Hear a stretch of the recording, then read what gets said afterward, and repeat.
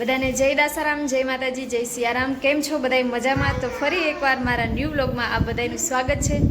તો આજે હું તમને બતાવીશ રાજકોટમાં ફરવા જેવી જગ્યા. તો આજે અમે લોકો જવાના છે ઇસ્કોન મંદિરે.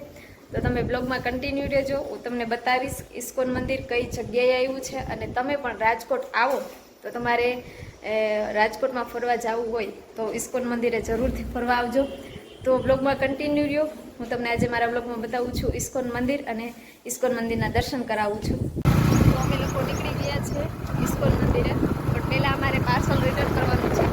અમે ફ્લોર રોડમાંથી પાર્સલ મંગાવ્યું તો એ લોકોએ પેક કર્યું છે, તો એની ઓફિસે જશે પહેલાં, અને પછી ત્યાંથી ઇસ્કોન મંદિરે જશે. તો તમે કન્ટિન્યુ રહ્યો બ્લોગમાં.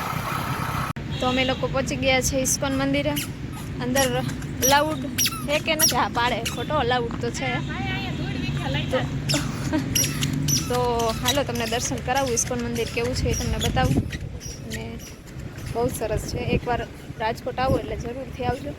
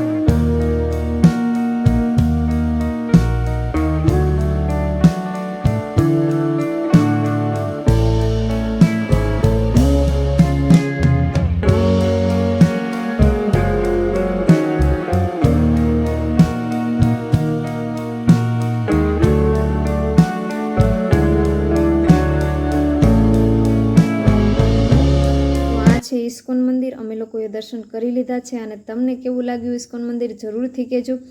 આ મંદિર આવ્યું છે કાલાવડ મેઇન રોડ ઉપર, કટારિયા ચોકડીની બાજુમાં, કટારિયા શોરૂમની બાજુમાં આવ્યું છે. તો જરૂરથી એકવાર દર્શન કરવા આવજો ઇસ્કોન મંદિરના. હે હું પડી ગયું? કઈ બાજુ પડ્યો? આમ જતો બધાને ટાટા કર દે. કેમ છો? જે વાલા કરી દો, જે વાલા. તો અમે લોકો દર્શન કરીને હવે પાછા નીકળી ગયા છે ઘરે. તો કેવું લાગ્યું તમને ઇસ્કોન મંદિર મને જરૂરથી કોમેન્ટમાં કહેજો. અને હમણાં મારા બ્લોગ નથી આવતા કારણ કે નવરાત્રિ નજીક આવી રહી છે, તો એમનું કલેક્શન ભેગું કરવામાં બ્લોગ નથી આવતા. પણ મારી 9 દિવસ હું જે જગ્યાએ નવરાત્રિ છું એ મારા આ યુટ્યુબ ચેનલમાં લાઈવ કરવાની છું. તો એ જરૂરથી જોજો, અને મારો બ્લોગ કેવો લાગ્યો મને જરૂરથી કહેજો.